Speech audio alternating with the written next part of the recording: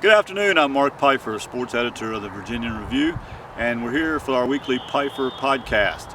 We've done football, we've done golf, and today we go to a different sport. We go to cross country, and I'm here on Mountaineer Field with members of the Alleghany cross country team with Coach Jeremy Bartley, Marley Parker to his left, to his right is TJ Wright, and to his far right is Margaret Donnan, three of his runners. And Jeremy, first of all, thanks for giving up part of your day. But cross country, a lot of people not familiar too much. You don't have the crowd come out like a football game to see you run.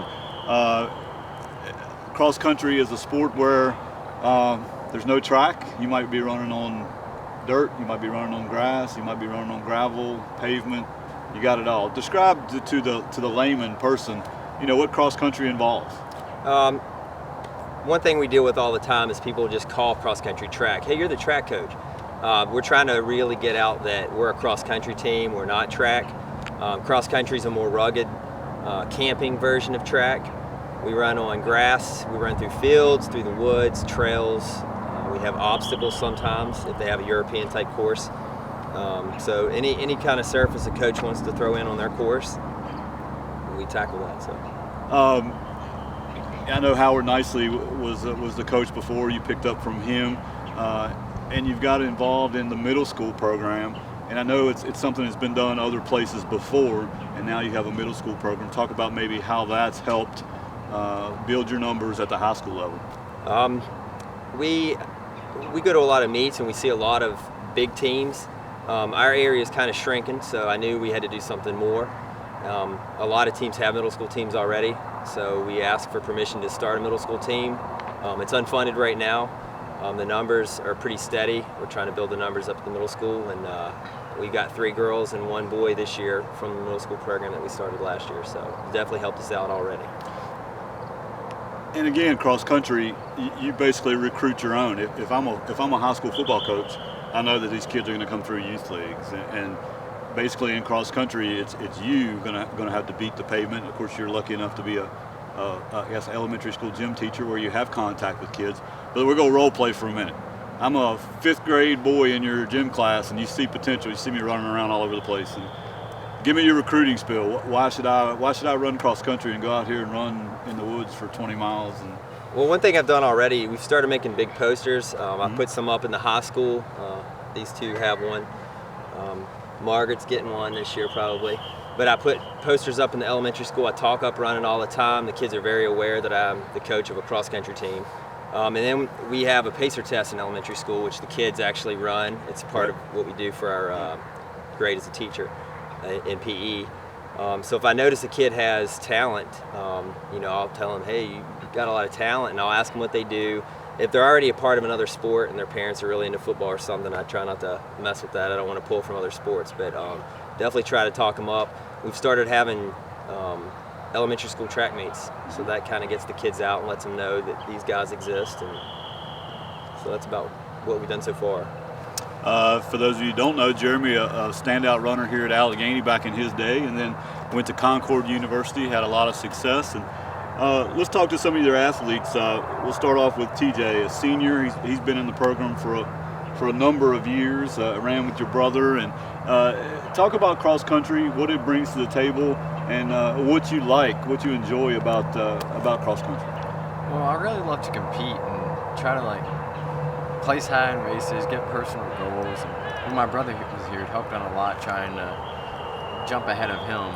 That was my main goal when I started. It's a lot of fun competing like that. And you guys had a very successful meet, I think, was it Saturday a week ago at Pipestem, and you guys won that race up there and did a nice job. Talk about the race at Pipestem and the success that you guys had.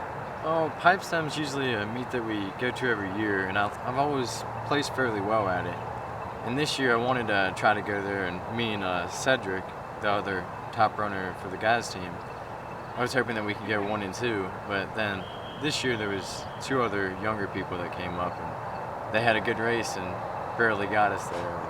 But as a team, you guys came out on top that day, right? Yeah, we did place first as a team because a lot of the guys who are in the back jumped up. We had 2 injuries. Our 3rd and 4th runner both got injured, and the guys like the 5th and 6th guys jumped up a lot and paid up for that.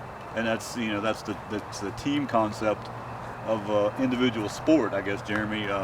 You had some guys that maybe didn't figure in at the start of the season, but due to some injuries, they figured in, and helped you win a championship last week.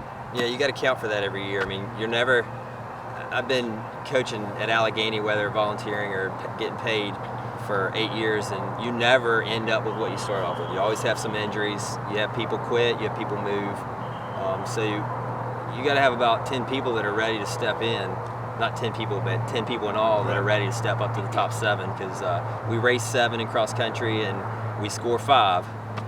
So got to have a couple extras right there ready to step in. The girls team, led by these 2 young ladies, junior Marley Parker and sophomore Margaret Donnan. Marley, tell me about what got you into cross country, and you've been very successful, you and Margaret both, of leading the girls team. What got you into running cross country? It was actually in elementary school. I ran one of Coach Barkley's elementary school races, and he recruited me then. I ran track in middle school, and then popped in my freshman year to run cross country. And my former teammate Carly Thompson, she really pushed me to be really strong. Good team atmosphere. How much of certainly cross country is very physical, but and then again, some mental stuff goes on too. I know when you're at that 2.5 mile mark and you just got a little bit of time left and you can see the finish line. How tough is it? Tell me about your mental approach a little bit. It's very tough. In a race, I'm just like, I need to get faster. I know I'm supposed to win, and I just push forward as fast as I can, especially at that 2.5 mile mark. I'm just like, push it in. I got a little bit left to go.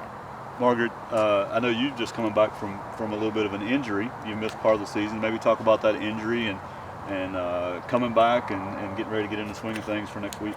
I sprained my foot. I had a stress fracture, which was terrible. It's never fun to miss being a part of the team. But coming back, I'm excited. I'm ready to see where the team will go. I think we'll do big things at conference. Training, and I know you've probably been limited a little bit, but I something that Coach Bartley told me last year when we were talking about Gage running, and he threw out some like 65 miles in a week or something. I don't even like to drive 65 miles in a week, much less run. But talk about training for cross country and how much on a normal week, maybe how much do you run? How many miles?